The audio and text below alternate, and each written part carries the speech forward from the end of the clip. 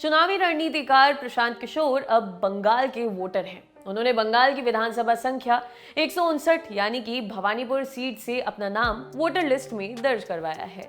ये वही सीट है जहां से पश्चिम बंगाल की मुख्यमंत्री ममता बनर्जी चुनाव लड़ने जा रही हैं। 30 सितंबर को इस सीट पर उपचुनाव के लिए वोटिंग है, जिसमें तृणमूल कांग्रेस की तरफ से ममता उम्मीदवार हैं। मुख्यमंत्री बने रहने के लिए ममता को ये चुनाव जीतना जरूरी है। वहीं प्रशांत किशोर वो चेहरे हैं जिसने भाजपा के अग्रेसिव इलेक्शन कैंपेन के सामने भी ममता बनर्जी को अपना गढ़ बचाने में मदद की थी।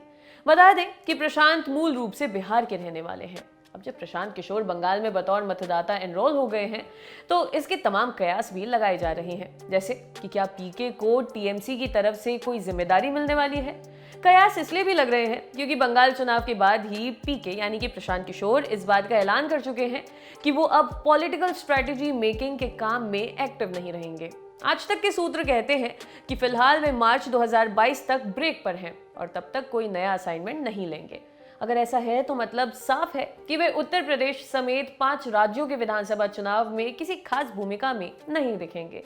लेकिन इस ब्रेक के बाद क्या करेंगे वो अभी रहस्य बना है। खैर, अभी सब कयास ही हैं। पीके ने हाल ही में पंजाब में कैप्टन अमरिंदर सिंह के प्रधान सलाहकार पद से भी इस्तीफा दे दिया था। उस समय कैप्टन ही सीएम थे। इसके कुछ दिन पहले ही पीके की राहुल गांधी से भी मुलाकात हुई थी। 22 जुलाई को हुई इस बैठक में कमलनाथ, मल्लिकार्जुन खड़गे, आनंद शर्मा, अजय माकन, केसी वेणुगोपाल, अंबिका सोनी जैसे बड़े नेता शामिल हुए थे। इसके बाद ये भी कयास लग रहे थे कि उनकी कांग्रेस में एंट्री हो सकती है।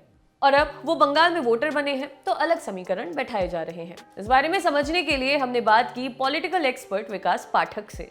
उन्होंने कहा, देखिए, 2 बातें तो तय हैं। पहली, प्रशांत किशोर की राजनीतिक महत्वाकांक्षाएं तो हैं ही।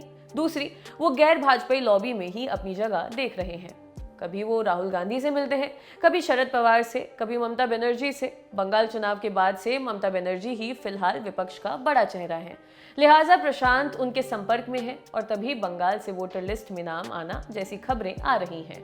लेकिन इससे कोई ठोस समीकरण निकाल लेना अभी जल्दबाजी होगा। इसके लिए ज्यादा नहीं तो 1-1.5 साल इंतजार करना चाहिए। तब तक प्रशांत किशोर के भविष्य की तस्वीर साफ होगी। जानकार ये भी मानते हैं कि साल 2024 के लोकसभा चुनाव में बंगाल से अगर टीएमसी की अच्छी खासी सीटें आ जाती हैं, जिसकी संभावना भी है, तो टीएमसी के कोटे से पीके राज्यसभा की राह भी देख सकते हैं। राज्यसभा का सदस्य होने के लिए वोटर लिस्ट में नाम होना जरूरी होता है, सो वो हो ही गया है। खैर, अभी सब कयास है। प्रशांत किशोर देश के नामी चुनावी रणनीतिकार हैं। पिछली कई विधानसभा चुनावों में जीत हार के बीच पीके एक फैक्टर बने रहते हैं। गैर बीजेपी पार्टियों के लिए उन्हें ऐसा आदमी माना जाता है जिसे मोदी शाह वाली बीजेपी को मात देने का फॉर्मूला आता है। 2015 के बाद से कई पार्टियों ने पीके की चुनाव जीतने में मदद ली। पश्चिम बंगाल विधानसभा चुनाव में बीजेपी की हार और टीएमसी की जीत का काफी क्रेडिट पीके की रणनीति को भी दिया गया। अब उनके अगले कदम पर निगाहें टिकी हुई हैं। आपके लिए खबर लिखी थी हमारे साथी अभिषेक ने। देखते रहिए द लल्लन टॉप। शुक्रिया।